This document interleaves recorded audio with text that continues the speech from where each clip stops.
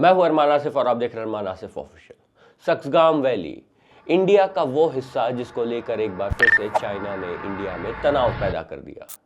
सक्सगाम valley Jammu and Kashmir के ठीक ऊपर मौजूद भारत का हिस्सा है, मगर इसकी हिस्ट्री इतनी आसान नहीं रही है। जब पाकिस्तान ने जम्मू एंड कश्मीर पर कब्जा किया तो उसने सक्सगाम वैली पर भी कब्जा कर लिया, मगर 1963 में पाकिस्तान ने इस वैली को बाउंड्री एग्रीमेंट के तहत चाइना को दे दिया, जिसमें लगभग 5180 वर्ग किलोमीटर की जमीन थी।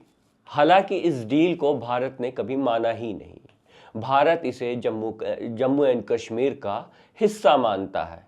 इंडिया हमेशा से इस डील को इलीगल मानता रहा है, क्योंकि जमीन तो पाकिस्तान की थी ही नहीं। पाकिस्तान ने तो इस जमीन पर कब्जा कर रखा था, तो पाकिस्तान इस जमीन को चाइना को कैसे दे सकता है। चाइना सक्सगाम वैली से लेकर पाकिस्तान तक एक रोड की कंस्ट्रक्शन कर रहा है, जिसे वो कहता है CPEC, मतलब चाइना पाकिस्तान इकोनॉमिक कॉरिडोर। और इसमें चाइना ने करीब $40 बिलियन के ऊपर इन्वेस्टमेंट कर रखी है। चाइना इस सक्सगाम वैली को उसके हिसाब से लीगली तौर पर अपना बताते आ रहा है।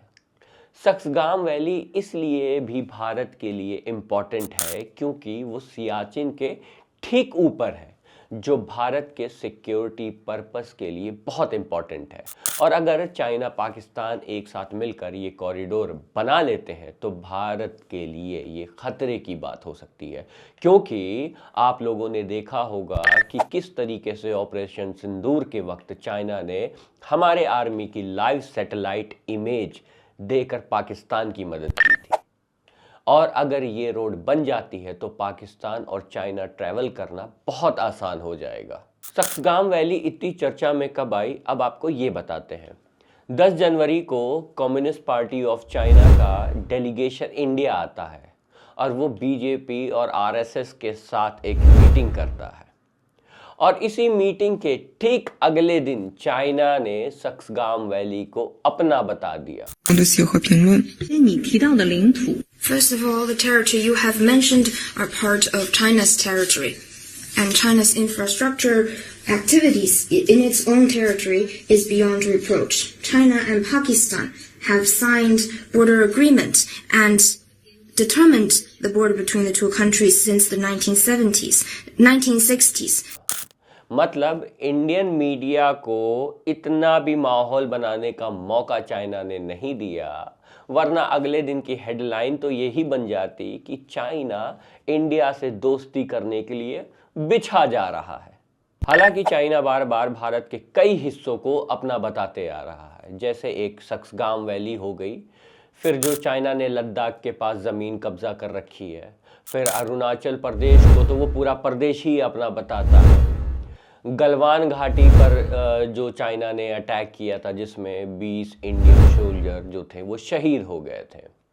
ऑपरेशन सिंदूर के वक्त पाकिस्तान की किस तरीके से चाइना ने मदद की थी। और अभी रिसेंटली जो इंसिडेंट हुआ था अरुणाचल प्रदेश की एक लड़की जो पेमा वांगथोंग थी, जिनको शंघाई में करीब 18 घंटे तक रोक लिया गया था। इस पे मैंने वीडियो बनाई है, आप ये वीडियो जाकर देख सकते हैं। अब सोचिए, चाइना इंडिया के साथ कुछ ना कुछ करते रहता है, मगर सबसे ज़्यादा हैरानी तब हुई जब चाइनीज़ गुड के लिए इंडियन गवर्नमेंट ने इंडियन मार्केट खोल दी करीब 4 साल के बैन के बाद। पता नहीं कहाँ गई वो लाल आंख। दरअसल हम लोग अपने अंदर की समस्याओं से जूझ रहे हैं, तो बाहर मजबूत नहीं हो पा रहे हैं। और जिस देश में मेडिकल कॉलेज बंद होने की खुशी मनाई जाए और जिस देश में गोबर से कैंसर का इलाज खोजने के लिए फंड दे दिए जाएं, तो आप सोच ही लीजिए कि देश किस तरफ जा रहा है। फिलहाल इस वीडियो में इतना ही। Signing off from Arman Asif official.